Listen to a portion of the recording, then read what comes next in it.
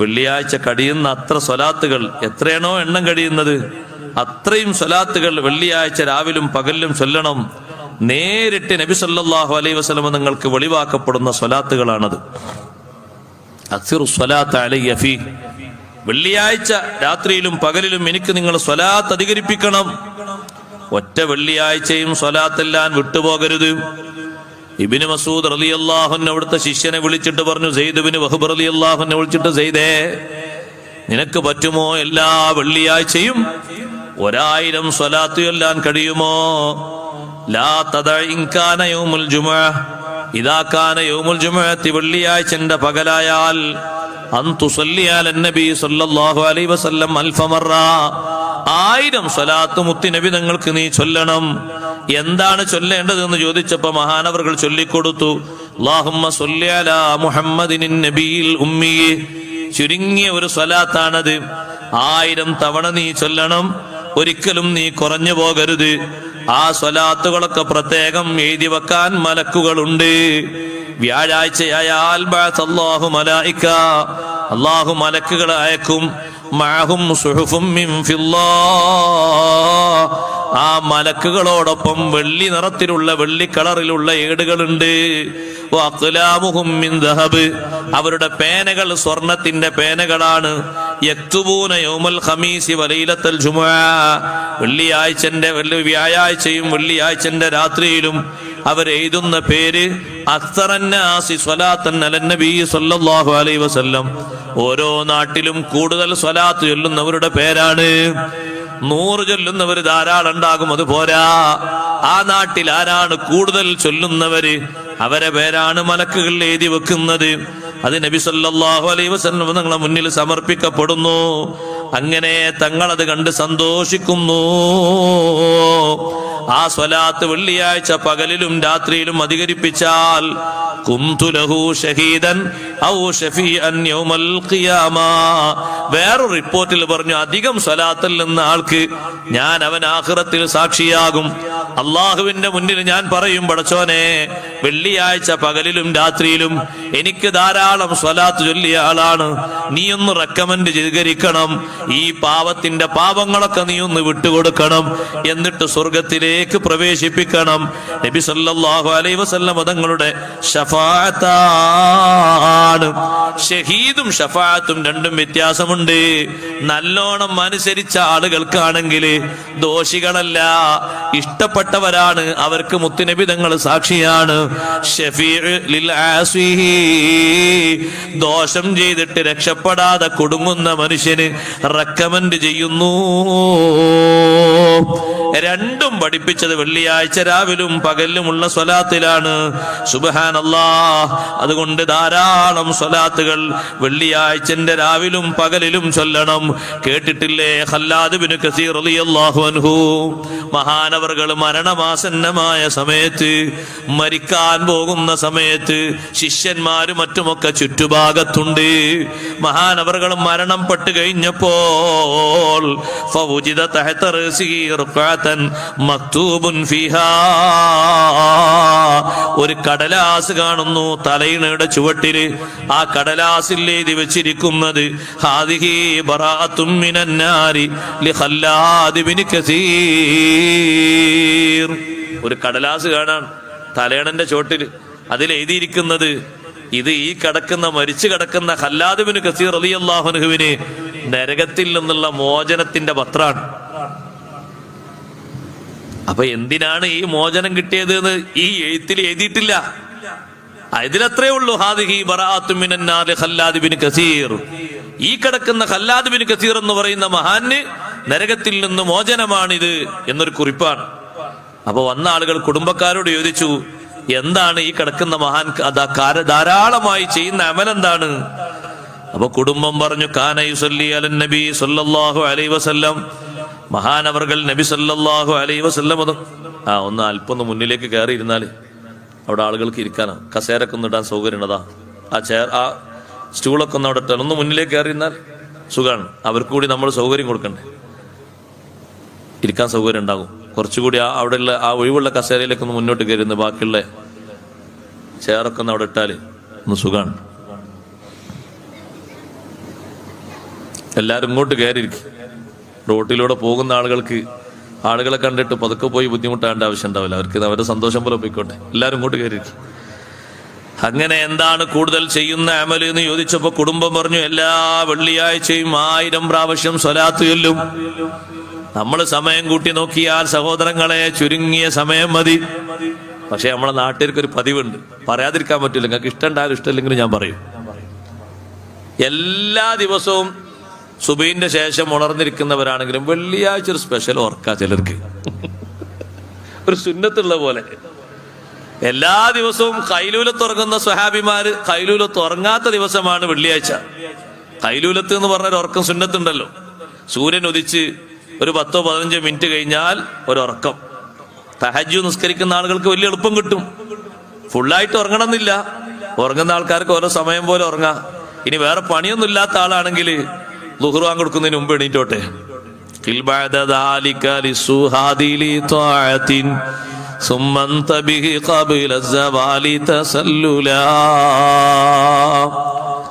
അദ്കാറുകളും ഔറാദുകളൊക്കെ കഴിഞ്ഞാൽ ളുഹാ നിസ്കാരവും നിർവഹിച്ചു കഴിഞ്ഞാൽ നീ അങ്ങ് ഖൈലൂലത്ത് ഉറങ്ങിക്കോ. ലിസ്സുഹാദിലി ത്വാഅത്തിൻ രാത്രി ചെയ്യുന്ന ആരാധനകൾക്ക് എളുപ്പം കിട്ടാൻ വേണ്ടി. എന്നിട്ട് സൂര്യൻ മധ്യരേഖയിൽ നിന്ന് തെറ്റുന്ന സമയമാകുന്നതിന് മുമ്പ് നീ ഉണരണം. ഈ ഉറക്കം എന്നും സഹാബിമാര് ജോലിക്ക് പോകുന്നതിന് മുമ്പ് 1/2 മണിക്കൂർ ഉറങ്ങുന്ന പതിവുണ്ട്. സുന്നത്തായ ഉറക്കമാണത് സഹോദരങ്ങളെ. പക്ഷേ വെള്ളിയാഴ്ച അങ്ങനെ ഉറങ്ങാറില്ല. ആ ഒരു ഉറക്കം എന്ന സുന്നത്ത് അവർ വെള്ളിയാഴ്ച ഖളാ വീട്ടുന്നത് ജുമുഅക്ക് ശേഷമാണ്. ചില ആൾക്കാരിന്ന് വെള്ളിയാഴ്ച അല്ലേ പള്ളിയിൽ തന്നെ സുബഹിയൊക്കെ നിസ്കരിച്ച് നേരെ പുരയിലെത്തി കട്ടൻ ചായ കുടിച്ച് പത്രം വായിച്ച് പിന്നെ ഒരു ഉറക്കാണ്.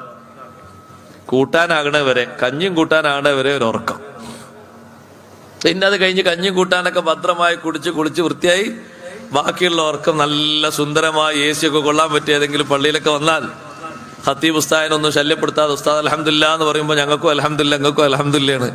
എല്ലാവരും ഉറക്കവും. 40 ആള് കേൾപ്പിക്കാന്ന് പറഞ്ഞാൽ എങ്ങനെ കേൾപ്പിക്കാന്ന് തോന്നില്ല.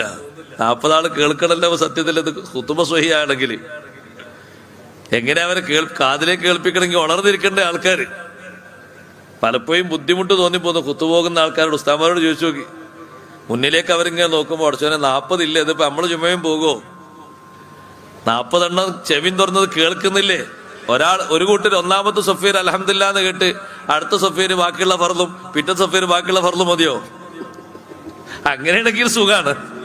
അൽഹംദുലില്ലാ എന്നുള്ള ഫർളും 1-ാം സഫീർ കേട്ട് പിന്നെ അടുത്ത സ്വലാത്താണ് അടുത്ത ഫർള്, അത് 2-ാം സഫീറും കേട്ട് മറ്റേ സഫീർ കഴിഞ്ഞു, ഓരോ വിശ്രമം കഴിഞ്ഞു, പിന്നെ അടുത്ത സഫീർ.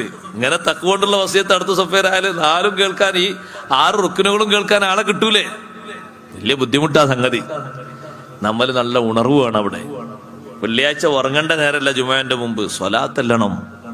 1000 സ്വലാത്തെല്ലിയിട്ട് മരിക്കുന്ന സമയത്ത് സന്തോഷത്തോടെ മരിക്കണം. അള്ളാഹു തൗഫീഖ് തരട്ടെ.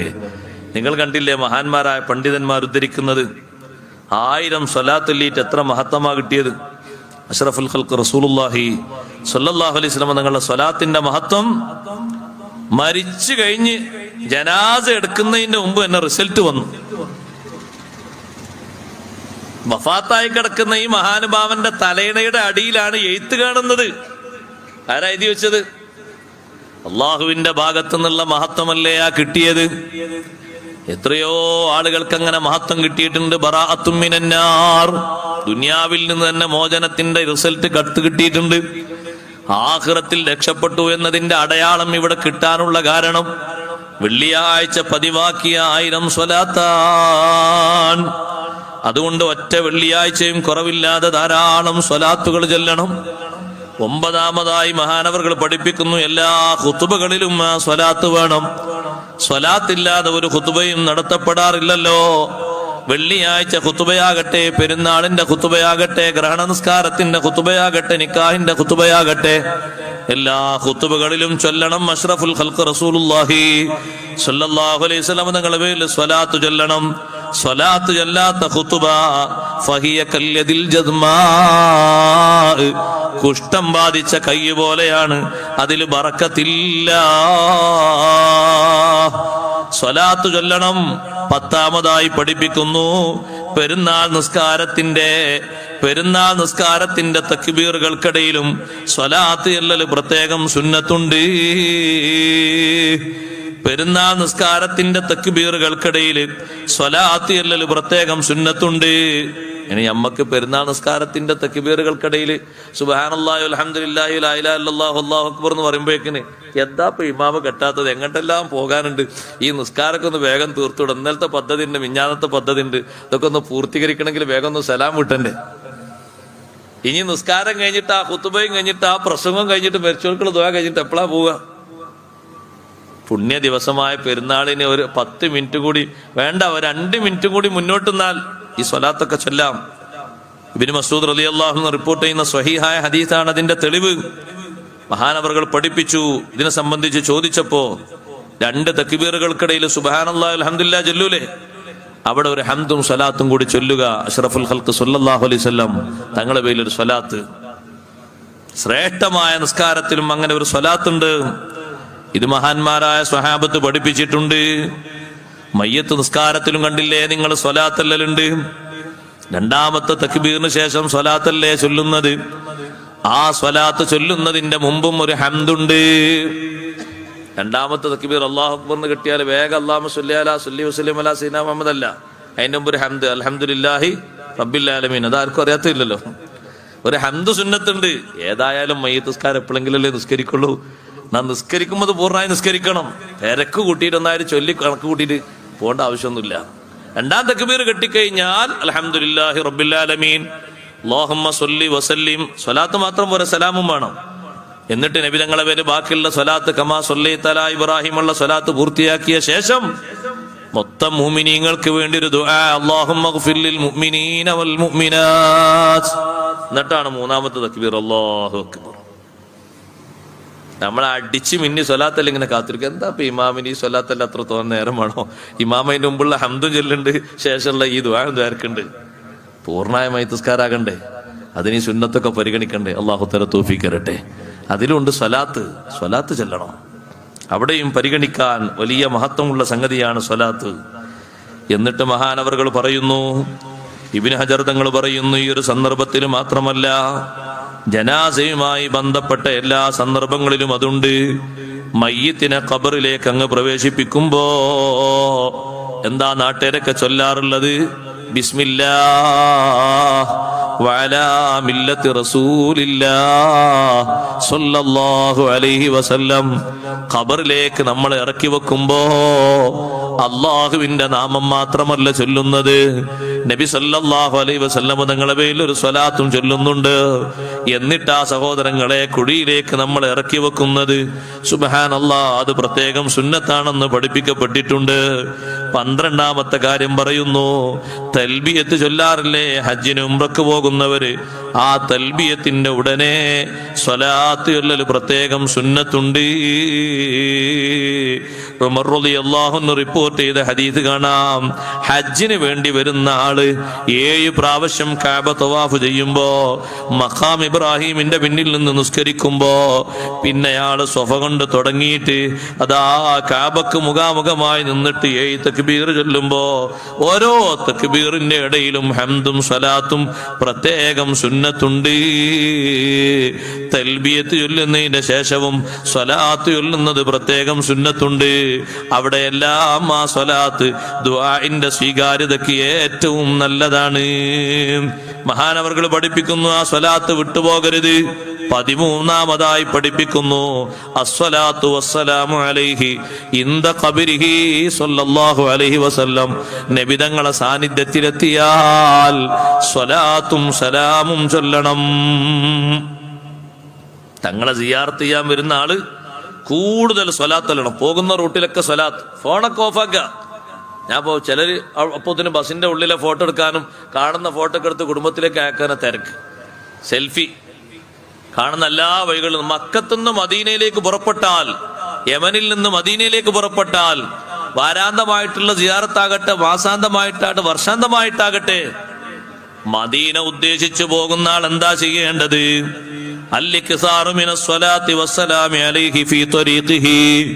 പോകുന്ന വഴിയിലൊക്കെ സ്വലാത്ത് ധാരാളം ചൊല്ലണം.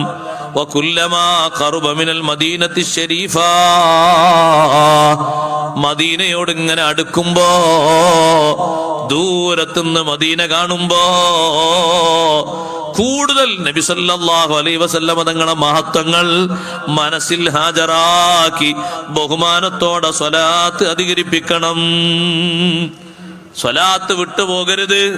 മഹാന്മാരൊക്കെ മഹതിമാരൊക്കെ ചെയ്തിരുന്നത് അങ്ങനെയാണ്. കണ്ടില്ലേ നിങ്ങൾ, ബഹുമാനപ്പെട്ട അസ്മാ ബീവി റളിയല്ലാഹു അൻഹാ സിയാറത്തിന് വരാറുണ്ട്. എവിടെ? ജന്നത്തുൽ മുഅല്ലയില്. മക്കയിൽ സിയാറത്തിന് വരുമ്പോ മഹദി അതാ സ്വലാത്ത് ചൊല്ലുന്നു.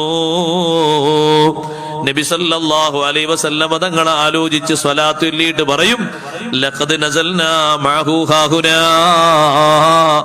തങ്ങളോടൊപ്പം ഞങ്ങൾ ഹജ്ജിന് വന്നപ്പോ ഇവിടെ ഞങ്ങൾ താമസിച്ചിരുന്നു, ഇവിടെ ഞങ്ങൾ ഇറങ്ങിയിരുന്നു. കൂട്ടത്തിൽ ചൊല്ലും അല്ലാഹുമ്മ സ്വല്ലി വസല്ലിം വബാരിക് അലൈഹി. നബി സല്ലല്ലാഹു അലൈഹി വസല്ലം തങ്ങൾ ഹദറത്തിലേക്ക് പോകുന്ന ആള് സ്വലാത്ത് ധാരാളമായി ചൊല്ലണം.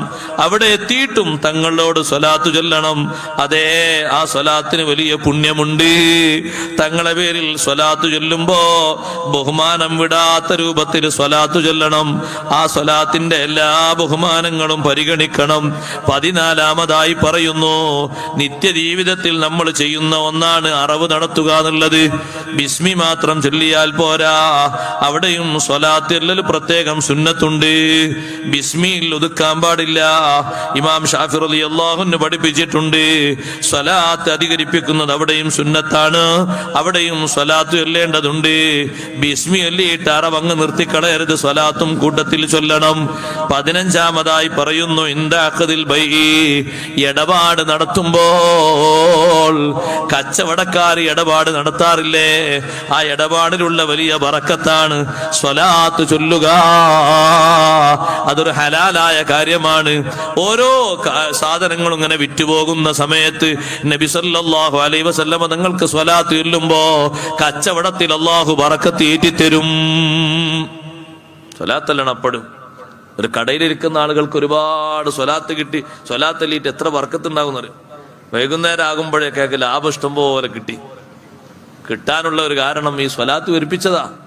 അത് ചെറിയ വസ്തു ആകട്ടെ വലിയ വസ്തു ആകട്ടെ, എന്ത് വിൽക്കുമ്പോഴും പറമ്പൊന്നായിട്ട് വിറ്റിട്ട് ആധാര പേപ്പർ കൈമാറുമ്പോഴുള്ള സ്വലാത്ത് മാത്രമല്ല പറഞ്ഞത്. അത് വലിയൊരു സംഖ്യക്കുള്ള വിൽപ്പന ആകുമ്പോ ബിസ്മിയും സ്വലാത്തും ഹംദും ഫാത്തിയും ഒക്കെ അവിടെ ഉണ്ടാകും, ഒരു സൗന്ദര്യം എന്നുള്ള നിലയ്ക്ക്. അത് മാത്രല്ല, ചെറിയ ചെറിയ കച്ചവടങ്ങൾ ചെയ്യുമ്പോഴും സ്വലാത്തല്ലണം. 16-ാമതായി എന്തെങ്കിലും നിർദ്ദേശങ്ങൾ എഴുതി കൊടുക്കുമ്പോ, വസീയത്തുകൾ എഴുതി കൊടുക്കുമ്പോ സ്വലാത്ത് ചൊല്ലണം. പിന്നെ പറയുന്നു, ഫീ ഖുതുബത്തി തസ്വീജ്, നിക്കാഹിനുള്ള ഖുതുബയിൽ പ്രത്യേകം സ്വലാത്ത് അധികരിപ്പിക്കണം. അഷ്റഫുൽ ഖൽഖ് സല്ലല്ലാഹു അലൈഹി വസല്ലം തങ്ങളെ പേരിലുള്ള സ്വലാത്ത് ആ സന്തോഷ സമയത്തും മറന്നു പോകരുത്. 18-ാമതായി പഠിപ്പിക്കുന്നു, ഫീ ത്വറഫൈൻ നഹാർ, പകലിന്റെ 2 ഭാഗങ്ങളിലും സ്വലാത്ത് ചൊല്ലണം. രാത്രി പകലിന്റെ 2 തലകളിലും സ്വലാത്ത് ചൊല്ലണം. രാവിലെയും വൈകുന്നേരവും. വൈന്ദ ഇറാദത്തിന്നൗമി, ഉറങ്ങാൻ കിടക്കുന്ന നേരത്തും. പഴയകാലത്ത് കുട്ടികളോടൊക്കെ അമ്മമാര് പറയല്ലേ, മോനെ ഒരു 5 സ്വലാത്തല്ലിട്ട് കിടന്നോ, ഒരു 10 സ്വലാത്തല്ലിട്ട് കിടന്നോ. പറയാൻ മാത്രം നമ്മൾ പഠിച്ചാ പോരാ, സ്വലാത്തല്ലണം. ഉറക്കം കുറവുള്ള ആളുകളും സ്വലാത്തല്ലണം, അല്ല നല്ല ഉറക്കം കിട്ടും. അത് അവരെ ശരീരത്തിനുള്ള ഒരു മരുന്നും കൂടിയാണ്. ചില ആൾക്കാർക്ക് ഉറക്കം തീരെ കിട്ടൂല, രാത്രി മരുന്ന് മറ്റോ കഴിക്കുന്നുണ്ടെങ്കിൽ ഉറക്കം കുറവാന്ന് പറയും. ആരോഗ്യത്തിന് നല്ല ഉറക്കം വേണല്ലോ, ഉറക്കം കിട്ടിക്കോട്ടെ, സ്വലാത്ത് നല്ലോണം ചെല്ലുക. ഉറങ്ങാൻ നേരത്തും സ്വലാത്തല്ലണം. ആ സ്വലാത്തിന് വലിയ പുണ്യമുണ്ട്. അഷ്റഫുൽ ഖൽഖ് സല്ലല്ലാഹു അലൈഹി വസല്ലം തങ്ങൾ പഠിപ്പിച്ച ഹദീസിലുണ്ട്, ഒരാള് വിരിപ്പിലേക്ക് വന്നാൽ എന്നിട്ട് തബാറക് എന്ന് പറഞ്ഞ സൂറത്ത് ഓതിയിട്ട് അള്ളാഹുവിനോട് ദുആ ചെയ്യുന്നു, അല്ലാഹുമ്മ റബ്ബൽ ഹില്ലി വൽ ഹറാം വറബ്ബൽ ബലദിൽ ഹറാം വറബ്ബർ റുക്നി വൽ മഖാം വറബ്ബൽ മശ്അരിൽ ഹറാം ബിഹഖി കുല്ലി ആയത്തിൻ അൻസൽതഹാ ഫീ ശഹ്രി റമളാന ബല്ലിഗ് റൂഹ മുഹമ്മദിൻ സല്ലല്ലാഹു അലൈഹി വസല്ലമ തഹിയ്യതൻ വസലാമാ. മാഷാ അല്ലാഹ്, സർവാനി ഉസ്താദ് എത്തി.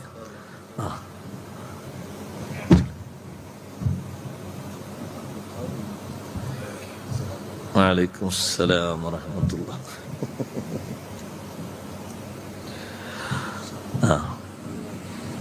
ഒരാളെങ്ങനെ സ്വലാത്തു ചൊല്ലിയാൽ അല്ലാഹു സുബ്ഹാനഹു വ തആല 2 മലക്കുകളെ ഏൽപ്പിച്ച് ആ മലക്കുകൾ നബി സല്ലല്ലാഹു അലൈഹി വസല്ലം തങ്ങളെ സവിധത്തിലെത്തിയിട്ട് പറയും, ഇന്ന വ്യക്തി ഇന്നാലിന്ന നാട്ടിൽ വെച്ച് ഇങ്ങനെ സ്വലാത്ത് ചൊല്ലിയിട്ടുണ്ട് നബിയേ, ആ സ്വലാത്ത് ഏൽപ്പിക്കാൻ വേണ്ടി വന്നതാണ്. അതുകൊണ്ട് രാത്രി സമയങ്ങളിൽ കിടന്നുറങ്ങാൻ നേരത്തും സ്വലാത്ത് ചൊല്ലണം. യാത്ര ഉദ്ദേശിക്കുന്ന ആള് സ്വലാത്ത് ചൊല്ലണം. യാത്ര ഉദ്ദേശിക്കുമ്പോൾ നിസ്കരിക്കാറില്ലേ സഹോദരങ്ങളെ? 2 റക്അത്ത് സുന്നത്ത് നിസ്കാരം നിസ്കരിക്കാറുണ്ട്. ശേഷം ദുആർക്കും എന്തൊക്കെയാ ചൊല്ലണ്ടേന്ന് ചോദിക്കും. എത്ര സൂറത്ത് പറഞ്ഞാലും ചൊല്ലുന്നൊരു നേരമാണത്. കാരണം യാത്രയാണല്ലോ, കുടുംബത്തെ വിട്ടുപിരിയുകയാണ്, ഇതുവരെ പോകാത്ത പല വാഹനങ്ങളിലും സഞ്ചരിക്കുകയാണ്. അവിടെ ദുആഇന് വേണ്ടി ഹംദ് ചൊല്ലിയിട്ട് ദുആർക്കുമ്പോ നബി സല്ലല്ലാഹു അലൈഹി വസല്ലം തങ്ങളുടെ പേരിൽ ധാരാളം സ്വലാത്ത് ചൊല്ലണം. വാഹനത്തിൽ കയറുമ്പോഴും അങ്ങനെ സ്വലാത്ത് സുന്നത്തുണ്ട്. ബിസ്മില്ലാഹില്ലദീ ലാ യദുറു മാ ഇസ്മിഹി ശൈഉൻ ഫിൽ അർളി വലാ ഫിസ് സമാഇ വഹുവസ് സമീഉൽ അലീം സുബ്ഹാനല്ലദീ സഖറ ലനാ ഹാദാ വമാ കുന്നാ ലഹു മുഖ്രിനീൻ വഇന്നാ ഇലാ റബ്ബിനാ ലമുൻഖലിബൂൻ എന്ന് ചൊല്ലിയതിനു ശേഷം വസല്ലല്ലാഹു അലാ സയ്യിദിനാ മുഹമ്മദിൻ വഅലൈഹിസ്സലാം എന്നൊരാൾ ചൊല്ലിയാൽ പോകുന്ന വാഹനത്തിൽ അയാൾക്ക് എളുപ്പം കിട്ടും. അയാൾ പോകുന്നത് ഏതെങ്കിലും ഒരു ജീവിയുടെ മുകളിൽ കയറിയിട്ടാണെങ്കിൽ, കുതിരപ്പുറത്തോ ഒട്ടകപ്പുറത്തൊക്കെ ആണെങ്കിൽ നബി സല്ലല്ലാഹു അലൈഹി വസല്ലം പഠിപ്പിച്ചു, ആ ദാബത്ത് പറയും, ബാറക്കല്ലാഹു അലൈക മിൻ മുഅ്മിൻ ഖഫഫത അൻ ളഹരി വഅതഅത റബ്ബക വഅഹ്സൻത ഇലാ നഫ്സിക ബാറക്കല്ലാഹു ലക ഫീ സഫരിക വഅൻജഹ ഹാജതക. നിന്റെ യാത്രയിൽ അല്ലാഹു നിനക്ക് ബറക്കത്ത് നൽകട്ടെ, എന്റെ കനം നീ കുറച്ചു തന്നല്ലോ ദിക്റും സ്വലാത്തും ചൊല്ലിയിട്ട്. അവിടെയും സ്വലാത്തല്ലൽ പ്രത്യേകം സുന്നത്തുണ്ട്. അങ്ങാടിയിലേക്ക് പുറപ്പെടുന്ന ആളുകളല്ലേ നമ്മളെല്ലാവരും, വൈകുന്നേരമോ രാവിലെയോ അങ്ങാടിയിലേക്ക് പുറപ്പെടുമ്പോഴും അതേപോലെ ഏത് സദ്യക്ക് ക്ഷണിച്ചാൽ അങ്ങോട്ട് പുറപ്പെടുമ്പോഴും പുറപ്പെടുന്ന സമയത്ത് സ്വലാത്ത് ചൊല്ലൽ സുന്നത്തുണ്ട്. മാ ജലസ ഫീ മഗ്ദുബത്തിൻ വലാ ഫീ ഖിതാനിൻ, ഒരു സൽക്കാരത്ത് സദസ്സിൽ പോയി ഒരാൾ ഇരുന്നാൽ, എന്തെങ്കിലും ഒരു മാർക്ക കല്യാണ സദസ്സിലാണ്, മാർക്കം ചെയ്യുന്ന സമയത്തും സദ്യ ഉണ്ടാക്കൽ സുന്നത്തുണ്ടല്ലോ, ആ സദസ്സിലാണ് ഒരാൾ പോയിരിക്കുന്നത്. അല്ല വേറെ ചില റിപ്പോർട്ടിൽ വലാ ഫീ ജനാസത്തിൻ, മയ്യത്തിന്റെ സംസ്കരണ പ്രവർത്തനങ്ങളുമായി ബന്ധപ്പെട്ടൊരു സദസ്സിലാ പോയി നിൽക്കുന്നത്. അവിടെ പോയിരിക്കുന്ന സമയത്ത് അള്ളാഹുവിനെ സ്തുതിക്കണം. എന്നിട്ട് നബി സല്ലല്ലാഹു അലൈഹി വസല്ലം തങ്ങളുടെ സ്വലാത്ത് ചൊല്ലണം. ദ്വാർക്കാൻ കഴിയുന്നതൊക്കെ ദ്വാർക്കണം. അതൊക്കെ അവിടെ പുണ്യുണ്ട്. അതുകൊണ്ടാണ് ഫാത്തി യാസീനൊക്കെ ഓതിയിട്ട് ഹംദും സ്വലാത്തും ചൊല്ലിയിട്ട് അങ്ങനെ ദ്വാർക്കുന്നത്. ആളുകളൊക്കെ വരുമ്പോ ഓരോരുത്തർക്കും ഓരോ ദ്വാ കിട്ടിക്കോട്ടെ എഴുതിയിട്ട്. പക്ഷെ പൊതുവെ ആൾക്കാരെ ധാരണ എന്താന്ന് നിങ്ങൾ, മരിച്ചു കഴിഞ്ഞാൽ ഒന്ന് പോകുക, എന്നിട്ട് അയാളെ കണ്ണും മൂക്കൊക്കെ അയാളെ മേത്തന്നല്ലേ നോക്കിയിട്ടൊന്ന് തിരിച്ചു പോരുക. കണ്ണൊന്നും പോയിട്ടില്ലല്ലോ, മൂക്കൊക്കെ അങ്ങനെ തന്നെയല്ലേ, 2 ഓട്ടമുള്ള 3 ഓട്ടം അയക്കണമൊക്കെ നോക്കി തുറച്ചു നോക്കിയിട്ട് തിരിച്ചു പോരുക. അതല്ല കാര്യമായിട്ട് പുണ്യമുള്ളത്. നോട്ടം അതിന് അർഹതപ്പെട്ട ആളുകൾ വേണമെങ്കിൽ നോക്കിക്കോട്ടെ, അതിലത്ര പുണ്യമുള്ള സംഗതി ഒന്നുമില്ല നോക്കാന്നുള്ളത്. അത് സ്വാലിഹീങ്ങളെ ജനാസ ആകുമ്പോൾ ഒരു തക്ബീലും മറ്റൊക്കെ ഒരു സുന്നത്തുണ്ട്, അപ്പൊ ഒരു നോട്ടം കൂടി വരും. അല്ല നാട്ടുകാരൊന്നായിട്ട് വന്ന് വരിവരിയായിട്ട് നിന്നിട്ട് ഒരു മയത്തിനെ നോക്കിയെങ്കിലേ അയാളെ കബർക്ക് വെക്കാൻ പറ്റുള്ളൂ എന്ന് അങ്ങനൊന്നുമില്ല. നോക്കാതിരിക്കാണ് കഴിവിന്റെ പരമാവധി നല്ലത്. നോക്കുന്ന ആൾക്കാർക്ക് എന്നിട്ട് വല്ല ബോധമുണ്ടോ? ആരും വന്ന് നോക്കിയില്ല എന്നുള്ള പരാതിയാ. നിങ്ങളുടെ പരാതി ഒന്നും പറയേണ്ട ആവശ്യമില്ല. കുളിപ്പിക്കുന്ന സമയത്ത് തന്നെ നിങ്ങൾ കണ്ടില്ലേ മസാല പഠിപ്പിച്ചത്, കുളിപ്പിക്കാൻ സഹായത്തിന് വെള്ളം കൊണ്ടേ കൊടുക്കാൻ നിൽക്കുന്ന ആൾ തീരെ നോക്കാൻ പാടില്ല. കുളിപ്പിക്കുന്ന ആൾക്കാരെന്നെ അത്യാവശ്യം ഉണ്ടെങ്കിൽ മാത്രമേ ഓരോ ഭാഗങ്ങളിലേക്ക് നോക്കാവൂന്നാ. പിന്നെ നമ്മളെ നാട്ടിൽ അങ്ങനെ ഒരു പതിവായി പോയി, ഇതിനാന്നറിയില്ല. അതിനേക്കാളും ശ്രേഷ്ഠത ഉള്ളത് അവിടെ ഇരുന്നിട്ട് ഒരു ഹംദു സ്വലാത്തൊക്കെ ചൊല്ലിയിട്ട് നല്ലോണം ദ്വാരക്കുക. ഖുർആൻ ഓതാൻ പറ്റി എത്രയാണോ കിട്ടുന്ന അത്രയും കിട്ടി ദ്വാരക്കുക. അതാണ് ഏറ്റവും ശ്രേഷ്ഠമായത്. വരിവരിക്ക് ഇങ്ങനെ വന്ന് കാണുമ്പോൾ ചിലപ്പോൾ റഹ്മത്തിന്റെ മലക്കുകളൊക്കെ കുറച്ച് മാറിക്കേണ്ടി വരും. ചിലർ വരുമ്പോ ആരൊക്കെയാ വരുന്നത്? ആരൊക്കെയാണ് ആ ജനാസന്റെ അടുത്ത് വരുന്നത്? റഹ്മത്തിന്റെ മലക്കൾ മാറിക്കണ്ടോല് വരൂലേ? വരും. ഉദാഹരണമായി പറഞ്ഞ ജനാപത്തുകാരൻ, ഓനടുക്കാൻ പറ്റൂല. പറ്റുമോ? ഹൈലുള്ള പെണ്ണ് ഈ മയ്യത്തിനോട് വളരെ അക്രബായ അടുത്ത പെണ്ണാ, മെഹറമാണ്. ഈ മയ്യത്തിനെ കാണൽ ജീവിതകാലത്ത് ഹലാലായ പെണ്ണാണ്. ആ പെണ്ണ് വരുന്നു. പക്ഷെ ആ പെണ്ണ് ആരാ? ജനാപത്തുകാരിയാണ്.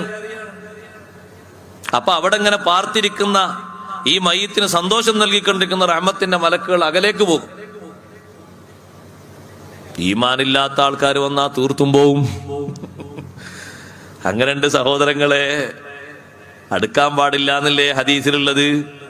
ഹൈലുകാരിയും ജനാപത്തുകാരനും അതുപോലെ തന്നെ നോൺ മുസ്ലിമും മുസ്ലിമിന്റെ ജനാസയിലേക്ക് അടുക്കാൻ പാടില്ല എന്നല്ലേ? അതൊരു വർഗീയവാദമല്ല.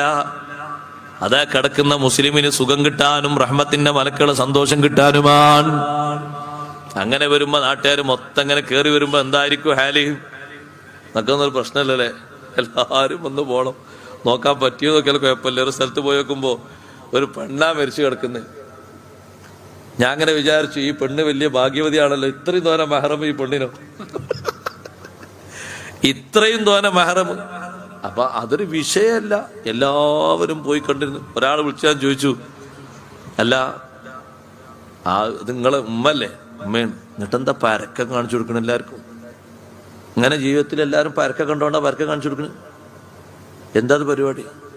അപ്പൊ അയാൾ പറഞ്ഞു, ഈ നാട്ടിൽ അങ്ങനെ പതിവ്. ഞാനാകെ അത്ഭുതപ്പെട്ടു. പഠിച്ചോനെ, അയാളെ വീട്ടിൽ മാത്രമുള്ള പതിവല്ല പറഞ്ഞേ, ആ നാട്ടിൽ അങ്ങനെ പറഞ്ഞപ്പോ എന്താ ഇപ്പൊ അവിടെ പറയാ? നമ്മള് വേഗമുള്ള ഫാത്തിയും കുല്ലുള്ള ഓതി അവിടുന്ന് തടി സലാമത്താക്കി അസ്സലാമു അലൈക്കും അല്ലാഹ് മഗ്ഫിറത്ത് കൊടുക്കട്ടെ എന്ന് പറഞ്ഞു. അല്ലാതെ എല്ലാവരും ഒരുപോലെ വന്നു നോക്കുക. അങ്ങനെ ഉണ്ടൊരു നോട്ടം. മരിച്ചു കഴിഞ്ഞാൽ പിന്നൊക്കെ അങ്ങനൊക്കെ ഹലാലാണെന്ന ധാരണ. അപ്പൊ പിന്നെ യാതൊരു നിയമവും ബാധകമൊന്നുമില്ലേ? പിന്നെ കുളിപ്പിക്കുന്ന ആൾക്കാർക്ക് മാത്രം ഇത്ര കാർക്കശ്യം പുലർത്തി ബാക്കിയുള്ള ആൾക്കാർക്ക് അതിനേക്കാളും കാർക്കശ്യം ഉണ്ടാകുക. അതുകൊണ്ട് കഴിവിന്റെ പരമാവധി ശ്രദ്ധിക്കൽ നല്ലതാണ്. അതുകൊണ്ട് ആ മഹാന്മാര് പറഞ്ഞു, ജീവിതത്തിൽ എപ്പോഴും സ്വാലിഹീങ്ങളെ കൂട്ടുകാരായി പിടിക്കണം. ഫാസിഖീങ്ങളെയും മുനാഫിഖീങ്ങളെയും അതുപോലെ തന്നെ ഈമാനും ഇസ്ലാമൊന്നും ഇല്ലാത്ത ആൾക്കാരെ കൂട്ടുകാരായി പിടിച്ചാല് നിന്റെ ജനാസന്റെ ഭാഗത്ത് അവരാ ഉണ്ടാകുക, സുഹൃത്ത് എന്നുള്ളവർക്ക്. ഒരിക്കൽ പോലും ആ റഹ്മത്തിന്റെ മലക്കൾ അടുക്കൂല അങ്ങോട്ട്. നീ ഒരു ഫാസിഖിനെയാണ്, ഒരു മുനാഫിഖിനെയാണ്, അതുപോലത്തെ ആൾക്കാരെ നീ കൂട്ടുകെട്ടായി കൊണ്ടുവരുന്നെങ്കിൽ കൂട്ടുകാരെന്നുള്ളവർക്ക് ഇയാൾ ആരും വേർപ്പെടുത്തൂല. അയാൾ ഒത്ത കൂട്ടുകാരനാണ്. ഇന്നലെ രാത്രി വരെ ഒപ്പുണ്ടായിരുന്നു, മരണത്തോടുകൂടി രണ്ടാള് രണ്ടായിന്നേ ഉള്ളൂ എന്ന് പറഞ്ഞാൽ അവിടെ നിർത്തും. അങ്ങനെ ജനാസ വരുന്നവർക്കൊക്കെ കാണിച്ചു കൊടുക്കാൻ വേണ്ടി നിൽക്കുന്നത് ആരാ? ഒരു വക്ത് പോലും നിസ്കരിക്കാത്ത ഈ ഫാസിക്കായ മനുഷ്യൻ. പിന്നെങ്ങനെ സഹോദരങ്ങളെ റഹ്മത്തിന്റെ മലക്കൾ അവിടെ വന്ന് സന്തോഷം പകരുന്നത്? ജീവിതത്തിൽ നമ്മൾ കാട്ടിക്കൂട്ടുന്ന ഏറ്റവും വലിയ ദൗർഭാഗ്യകരമാണത്. നല്ല മനുഷ്യന്മാരെ, നിസ്കരിക്കുന്നവരെ, നല്ലതുമായി ബന്ധപ്പെടുന്നവരെ മാത്രം കൂട്ടുകെട്ടിന് ഉപയോഗിക്കണം. അവർക്കേ ഖൽബിൽ സ്ഥാനം കൊടുക്കാവൂ, അവരോടെ സുഹൃത്ത് ബന്ധം സ്ഥാപിക്കാവൂ. ബാക്കിയുള്ളവരോട് മൊത്തത്തിലുള്ള സഹകരണ ബന്ധമാവാം. ഈ മൊയ്ലേര് നാട്ടിൽ ഒന്ന് വർഗീയത പ്രസംഗിച്ചു എന്ന് പറയണ്ട. ബാക്കിയുള്ളവരോട് മനുഷ്യത്വപരമായുള്ള പെരുമാറ്റം ഉണ്ടായിക്കോട്ടെ.